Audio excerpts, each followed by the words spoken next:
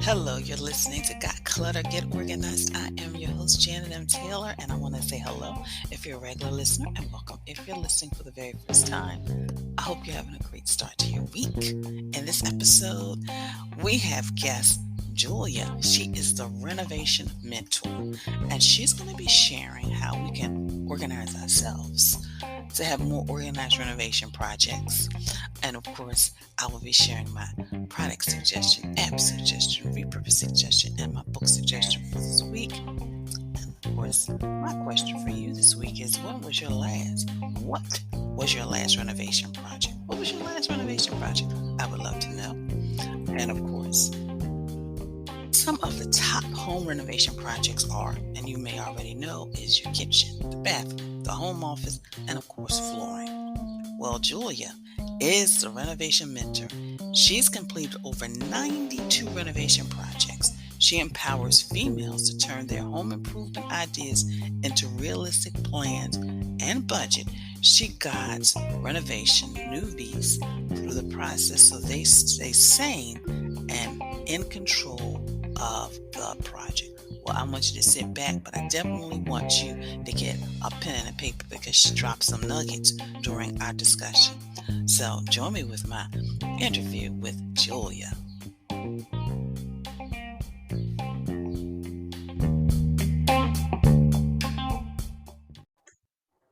Well, listeners, I'm excited because I am interviewing somebody new for the first time, but I have a feeling that she's going to be coming back here for more. She is known as the Renovation Mentor, Julia Starzyk. And I'm excited because she's going to share with us, how we can really be more organized with our renovation projects. So for those of you who start maybe at the beginning of the year and then 2 and 3 years later, you still got stuff hanging around the house. So she's going to give us some strategies. So Julia, thank you so much for joining us. Thank you for having me here. So my first question is, what made you decide to be the Renovation Mentor? Well, I have been working for over 10 years now in construction industry, especially in the high-end residential sector of London market. So I always thought when, talking to clients, when working on the projects, that they're quite ignorant in the sense of they enter the word, of builders without any prep, without any kind of background knowledge or understanding of it. And then they're always surprised that they encounter problems and extra costs and things change on the way. And it's not only unicorns and polished plaster everywhere. So I kind of always thought they'd need some sort of preparation before actually going into it. And then I thought, well, it's not like it's in primary schools where they teach that. So I just thought it might be, something to look into. And then I decided I'm going to be actually the one who can provide that knowledge. So with that said, what are some of the things, and you mentioned a few things, what are some of the things that we just do wrong? We really start a renovation project. I was thinking about a client yesterday and she's just, really stressed out. And I'm thinking, you should have started with at least a budget. Because now, and I mean, and I understand that, things happen. And of course, you always go, a little beyond. But what are some other things, in addition to the budget? Or is there a way we can kind of better manage that process? Well, I kind of look at the budget as a secondary thing. I always try to explain to my clients the first thing you should focus on is what it is you actually want to achieve. Because there is all sorts of things we can do. We can put a bare shell together to suit a budget, and then we can fit it out at another stage, or we can phase your project depending on whether how much money you're prepared to spend at what phase. And it's the same with this with the time scale. The worst thing that happens is people allowing builders in and living in such a house, getting traumatized experience in dust and everything falling apart. But anyway, the thing that I've in my opinion, the thing that we do wrong as a starting point is we just dive into it too quickly. We don't really consider it carefully as to what we're trying to achieve, what are the main goals that we want to have. And that's why everything, we just kind of look at it like, yeah, I'll talk to the builders, the price is about right, and then we'll figure out the rest in the process. And this is like a recipe for a disaster. Yeah. So, that being said, what can we do in order to make it a less stressful? Because one of the things I've seen is where people like, oh, I'm going to do the renovation on the kitchen. And, but they don't realize that in a couple of weeks, it's Thanksgiving. So then they find out, you know, we can't have Thanksgiving dinner and this, that, and the other. I'm thinking, but you only started this major project only a couple of weeks before things. Did you think this thing out? And then there, so what are some of the things that we can do and like, okay, less stressed, be more organized, Julia? Well, I've got actually 5 tips for this kind of an answer. So the first one is to audit your existing kitchen. So have a look and be honest with yourself, what works and what doesn't really work. Because there's always something that you're used to. For example, if you have a first drawer with the cutlery right next to your hob or right next to your sink, and it works for you, you've had it like that for years, then it's really good to keep it as that. There's no point changing your behavior around it. The second thing, for example, when you're planning to change the kitchen, let's go with that, is to put together a brief. So, what it is exactly that doesn't work in the kitchen? Is it just the aesthetics? Is it the whole layout of it? What are the things that you want to change within it? And then plan things around that. Then, obviously, the third thing is the budget. So, can you actually afford the whole makeover that you'd like to have? The fourth thing is the time scale. So I tend to think, before COVID, we had the pleasure of, everything around Airbnb, holidays. It's really good to actually send the family, for example, on holiday, like in-laws or parents or friends and family, somebody, and then you can take over their home for the time being.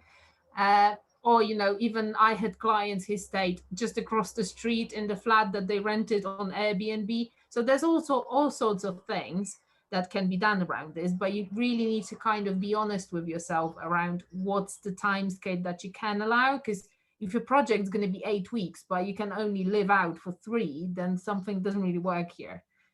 And then the last tip that I always give is become a specialist. So the worst thing that can happen in that front is everybody else telling you what it is you should or shouldn't have. And I'd love to say to my clients, you need to really be a master of your own project, because nobody else is going to give you the answer other than yourself, what you want to have and what you will be happy with.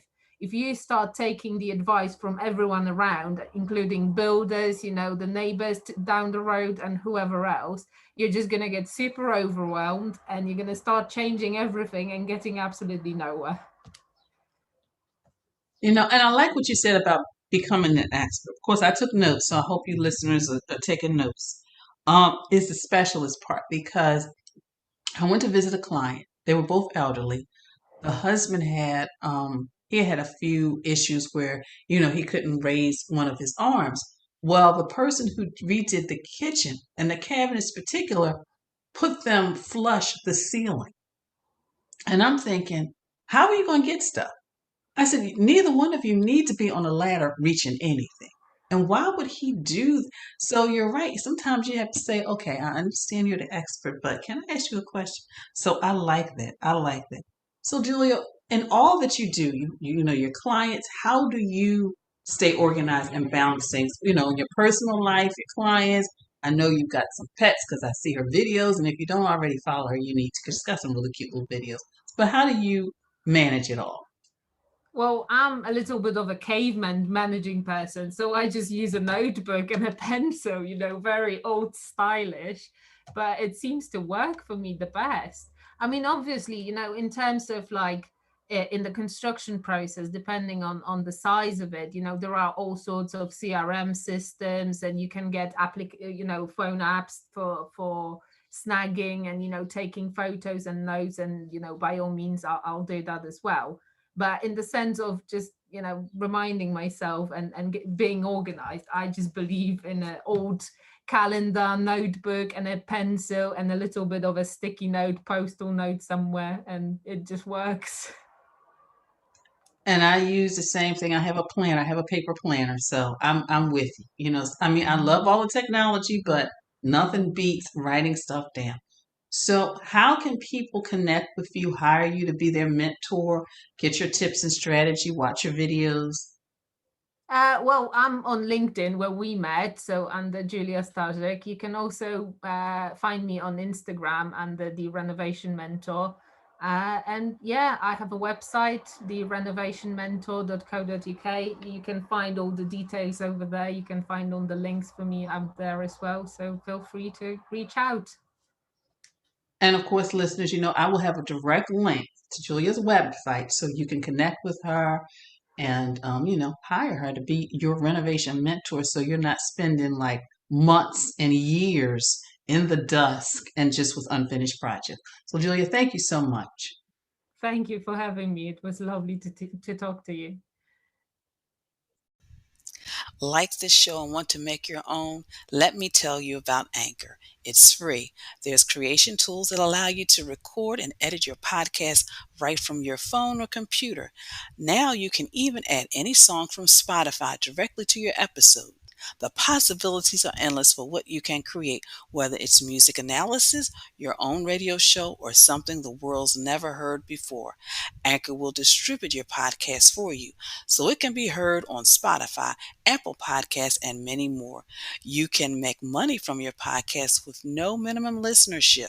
It's everything you need to make a podcast in one place. Download the free app or go to anchor.fm to get started.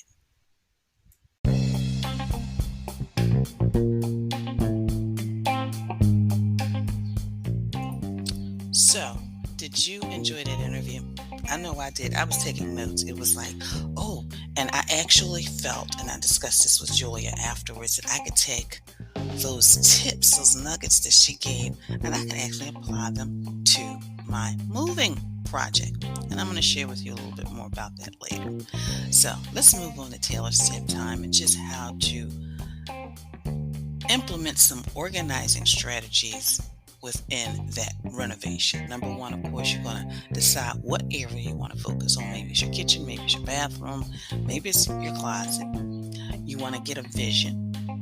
But then you need to, of course, schedule a meeting with the contractors and discuss everything, and talk some of the strategies as Julia had discussed. So once you've done all that, then the next thing is you got to look at that space, and of course, you're going to have to clear it. So the first thing is you're going to purge and you're going to pack. You're going to purge, get rid of what you don't need, what will not complement or go with your space, your new space. And then number 5, you're going to unpack and you're going to enjoy.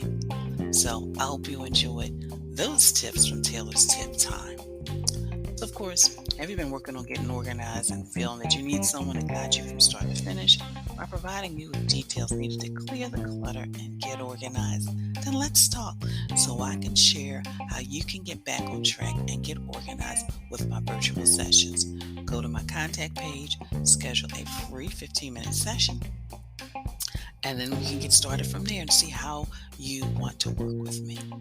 But maybe you just, you pretty much know what you need to do and how you need to do it, but you're just feeling overwhelmed because you got to work and you have family obligations, you got all this stuff going on. Well, are you feeling overwhelmed?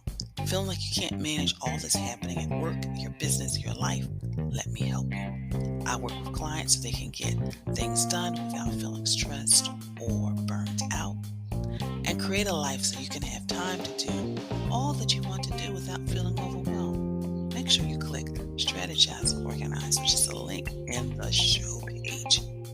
Well, of course, I want to definitely thank you. Follow me on social media for your likes, your retweets, for your sharing. So thank you so much. And make sure you check out my Pinterest boards. And I've boards on home organizing, kitchen organizing, bathroom organizing, because they can give you some ideas on some things you can discuss when you start with that home renovation project. Well, Well, do you know what time it is? I'm going to give you a little bit of time just to chant and think. I can hear you chanting. I know you can't see me, but I am moving with the chant. I'm dancing with the chant. And today, Toss It Tuesday tip is get rid of things you no longer love. We all have 1, 2, maybe 10 things in our homes we loved maybe 5 years ago, 10 years ago, 20 years ago, but it doesn't fit into who we are now. So get rid of those things you no longer love. My app suggestion is HomeZada. It's for home improvements, maintenance, inventory. It helps you keep track of everything. For example, you get that kitchen renovated and there's specific light bulbs you need, then you can put it in that app so that whenever you need them, all you have to do, you don't have to get up on a ladder and do all that stuff twice. You can just go to the app, see what kind of light bulbs you need, and just go and purchase them. Makes it simple and easy. A product suggestion is wire shelving, because sometimes when you are deciding to do a space, organize a space, maybe you just need some shelving. For example, you have a wonderful room within your basement, but you've decided to just stack things in there.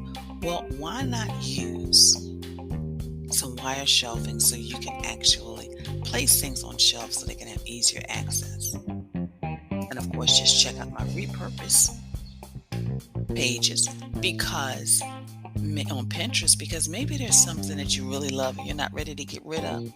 For example, I have a candy jar that I got when I was speaking at Villanova University.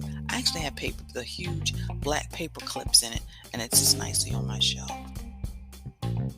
My book selection for this week is Real Life Organizing, Clean and Clutter-Free in 15 Minutes a Day.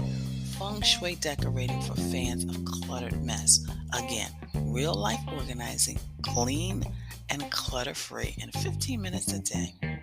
Feng Shui Decorating for Fans of Cluttered Mess. That's my book selection for this week. And my quote for this week is, a house is made of walls and beams. A home is built with love and dreams. Again, a house is made of wall and beams. A home is built with love and dreams. Well, I definitely want to thank you for listening. Be sure to share this podcast with your family, your friends, and on your social media network. Please visit my website at janetmtaylor.com. And until next time, have a clutter-free day. But most of all, I want you to have an organized week.